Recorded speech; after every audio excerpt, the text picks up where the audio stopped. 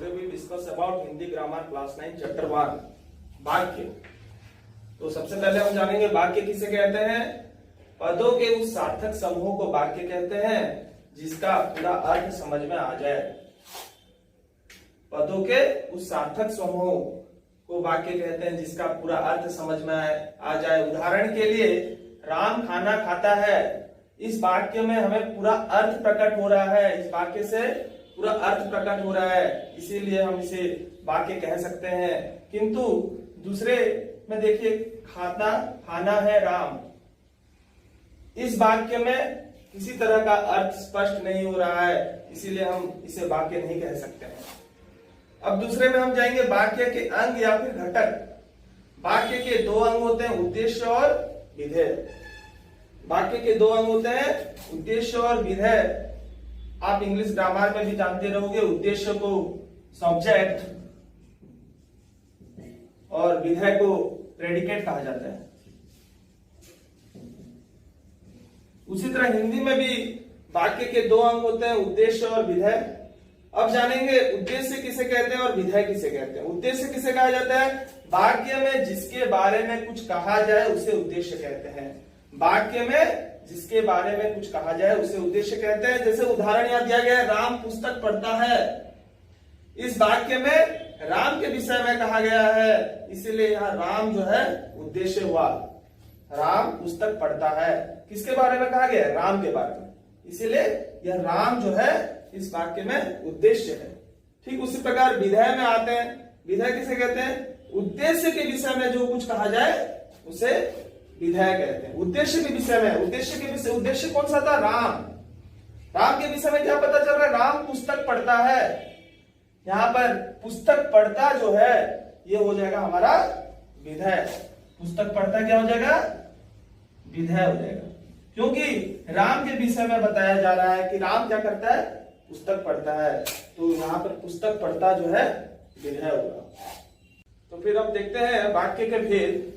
वाक्य के भेद को दो आधारों पर बांटा गया है, अर्थ के आधार पर और रचना के आधार पर। अर्थ के आधार पर वाक्य के 8 भेद होते हैं। अर्थ के आधार पर वाक्य के 8 भेद होते हैं। विधानवाचक वाक्य, निषेधवाचक वाक्य, प्रश्नवाचक वाक्य, आज्ञावाचक वाक्य, संकेतवाचक वाक्य, संदेहवाचक वाक्य, इच्छावाचक वाक्य और विस्मयानुबोधक वाक्य। ठीक उसी प्रकार रचना के आधार पर 3 भेद होते हैं, सरल वाक्य, संयुक्त वाक्य एवं मिश्र वाक्य। किंतु क्लास 9 के कोर्स में हम जानेंगे सिर्फ अर्थ के आधार पर 8 भेद, क्योंकि हमारे क्लास 9 के सिलेबस में सिर्फ अर्थ के आधार पर वाक्य के भेद को दिया गया है, इसीलिए हम आज अर्थ के आधार पर वाक्य के 8 भेद के बारे में जानेंगे। अब देखेंगे विधानवाचक वाक्य। जिस वाक्यों में क्रिया के करने या होने की सामान्य जानकारी मिलती है उसे विधानवाचक वाक्य कहते हैं। सामान्य भाषा में कहा जाए, जिस वाक्य से किसी प्रकार की सामान्य जानकारी प्राप्त होता है उसे विधानवाचक वाक्य कहते हैं। जैसे उदाहरण के लिए सीता गाना गाती है, दशरथ का पुत्र राम है। इस दोनों वाक्य में हमें किसी प्रकार की सामान्य जानकारी प्राप्त हो रही है, इसीलिए हम इसे विधानवाचक वाक्य कहेंगे। ठीक उसी प्रकार दूसरा वाक्य है हमारा निषेधवाचक वाक्य, जिसे इंग्लिश में नेगेटिव सेंटेंस कहते हैं। जिस वाक्य में कार्य के न होने का बोध होता है उसे निषेधवाचक वाक्य कहते हैं। उदाहरण के लिए सीता गाना नहीं गाती है, मैं खाना नहीं खाता हूं।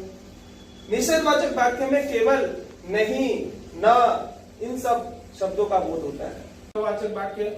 प्रश्नवाचक वाक्य किसे कहते हैं? जिन वाक्यों का प्रयोग प्रश्न पूछने के लिए किया जाता है उसे प्रश्नवाचक वाक्य कहते हैं, जिसे अंग्रेजी में इंट्रोगेटिव सेंटेंस भी कहा जाता है। जिन वाक्यों का प्रयोग प्रश्न पूछने के लिए किया जाता है उसे प्रश्नवाचक वाक्य कहते हैं। उदाहरण के लिए तुम कौन हो, तुम्हारा नाम क्या है। ठीक उसी प्रकार इच्छावाचक वाक्य। इच्छावाचक वाक्य किसे कहा जाता है? जिन वाक्यों में वक्ता की इच्छा, शुभकामना, आशा आदि का भाव व्यक्त हो उसे इच्छावाचक वाक्य कहते हैं। उदाहरण के लिए तुम्हारा यात्रा मंगलमय हो, भगवान करे तुम सफल हो। ठीक उसी प्रकार और 4 वाक्य रह गए हैं जिसे हम नेक्स्ट क्लास में फिर से विचार विमर्श करेंगे।